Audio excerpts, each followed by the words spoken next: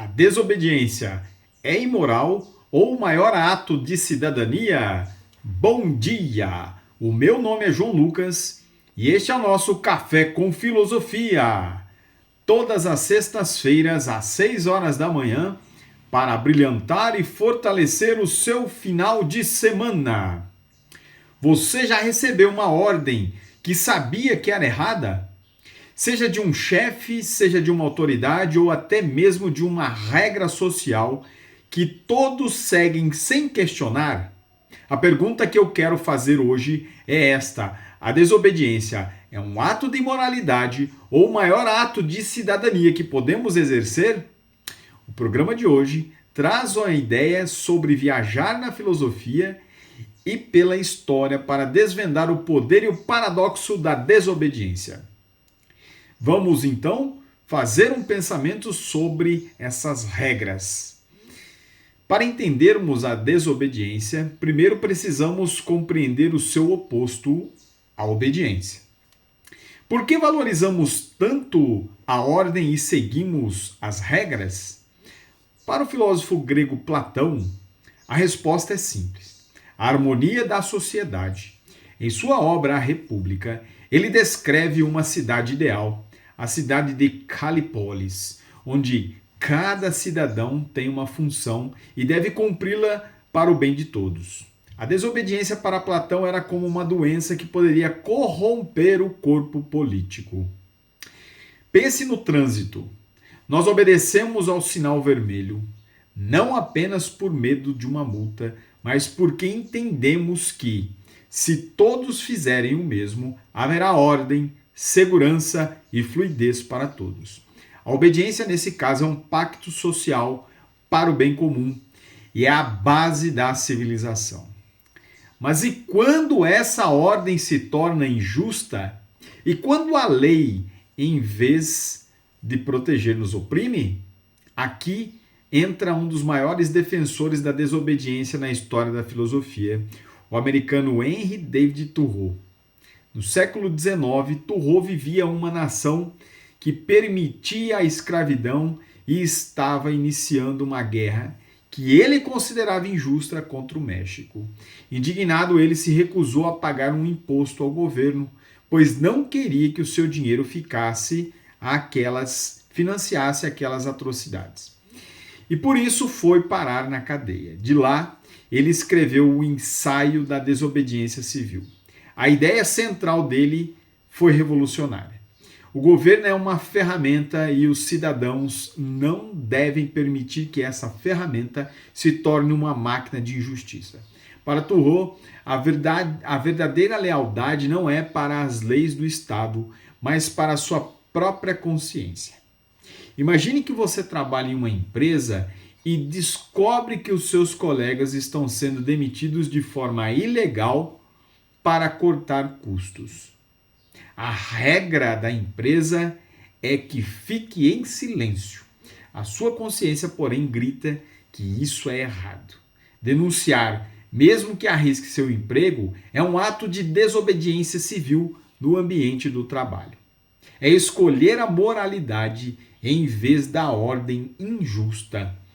Thoreau nos deu o porquê da desobediência individual. Mas como isso se transforma em mudança social?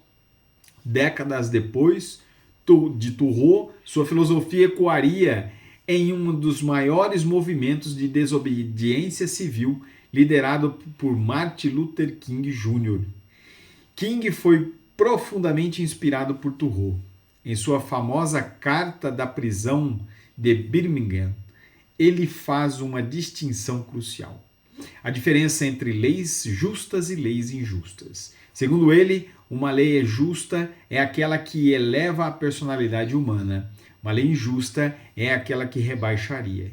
King argumentava que temos uma responsabilidade moral de desobedecer às leis injustas, e isso é fundamental para a forma pacífica e pública, assumindo as consequências.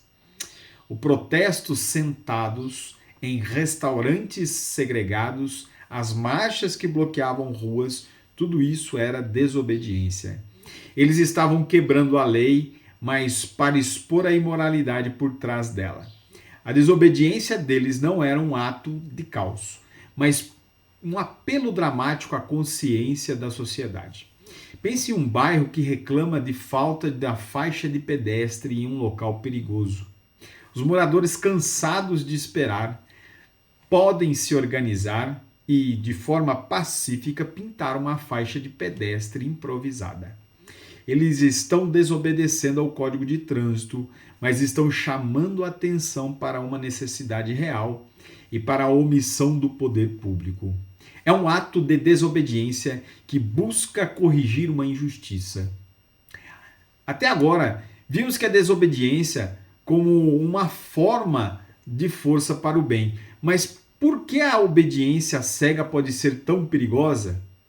Para entender isso, precisamos sair da filosofia e entrarmos no laboratório de psicologia. Nos anos 60, o psicólogo Stanley Milgram conduziu um dos experimentos mais chocantes da história.